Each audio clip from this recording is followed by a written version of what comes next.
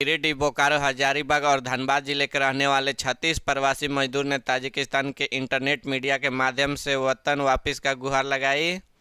मजदूरों ने रविवार को मदद के लिए भारत सरकार और झारखंड सरकार के नाम पर त्राही संदेश भेजा है। सरकार का कहा गया है कि जिस कंपनी ये मजदूर काम कर रहे थे उस 4 महीने से वेतन नहीं दिया, पैसे के अभाव में मजदूर दाने दाने के मोहताज हैं।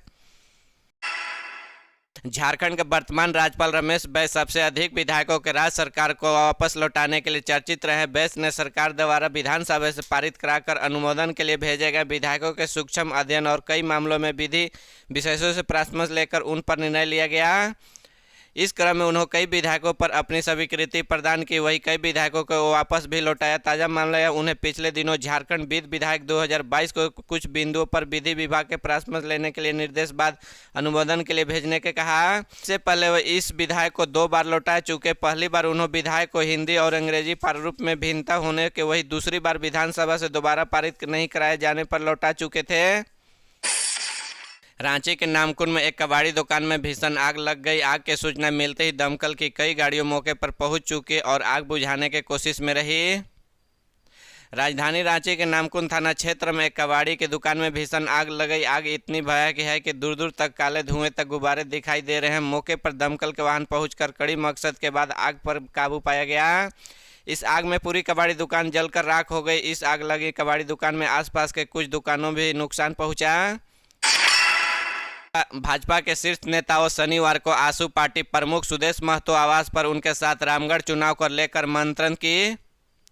भाजपा के प्रदेश अध्यक्ष सह सांसद दीपक प्रकाश, विधायक दल के नेता बाबूलाल मरांडी तथा प्रदेश संगठन महामंत्री कर्मवीर सिंह के सुदेश के आवास पर उनके मुलाकात की तथा रामगढ़ उपचुनाव में आसू के उम्मीदवार सुनीता चौधरी की जीत सुनिश्चित करने को लेकर राजनीति तैयार की।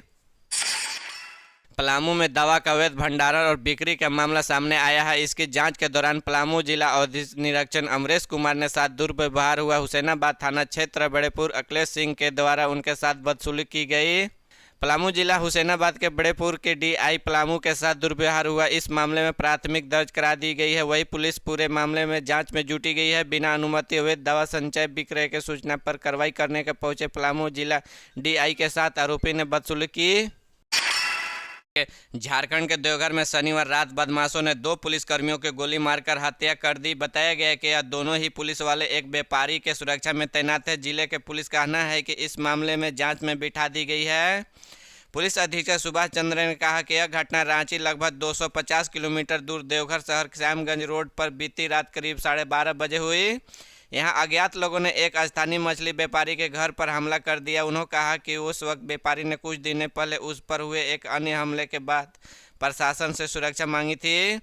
मृतक पुलिसकर्मियों की पहचान साहेबगंज जिले के निवासी कांस्टेबल रवि कुमार मिश्रा और संतोष यादव के रूप में हुई है। दोनों पुलिसकर्मियों को व्यापारी की सुरक्षा के लिए तैनात किया गया था।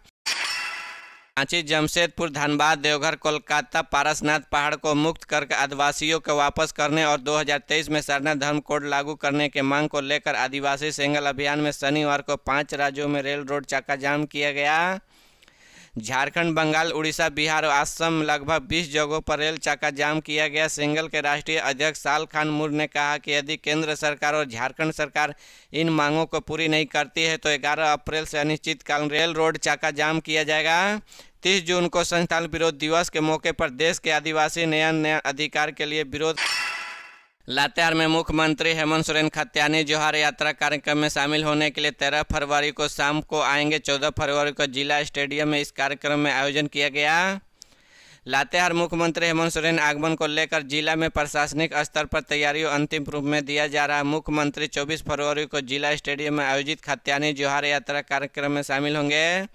इसके अलावा सीएम प्रशासनिक अधिकारियों के साथ विकास कार्यों में समीक्षा भी करेंगे। इसको लेकर पार्टी स्तर पर भी व्यापक तैयारियों की जा रही है। आज में इंटरमीडिएट प्रशिक्षित उर्दू शिक्षकों का हेमंत सोरेन सरकार ने करीब 20 साल बाद बड़ा तोहफा दिया है। अब इन शिक्षकों को वेतन भुगतान योजना मद की जगह पर गैर योजना मद किया जाएगा। बीते दिन हुए कैबिनेट ने बैठक में इसके स्थानांतरित का फैसला हुआ था। राज्य में सभी 24 जिलों में कुल 1401 उर्दू शिक्षकों पद स्वीकृति है। इन उर्दू शिक्षकों का नियमित वेतन मिल सके, इसी उद्देश्यों को ध्यान में रखकर राज्य सरकार ने स्वीकृति पदों को गैर योजना मद में स्थानांतरित करने का फैसला किया। बता दें कि इन पदों में वेतनमान 93,34,800 रुपये, ग्रेड पर 42 रुपये है। कर्मचारियों को एक बार फिर अवकाश का लाभ मिलने जा रहा है। इसके लिए राज्य शासन ने मंजूरी दे दी है। अब उन्हें 180 दिन की छुट्टी दी जाएगी। इस प्रस्ताव का वित्त विभाग ने मंजूरी मिल गई है। अब जल्द ही इसे कैबिनेट में पेश किया जाएगा।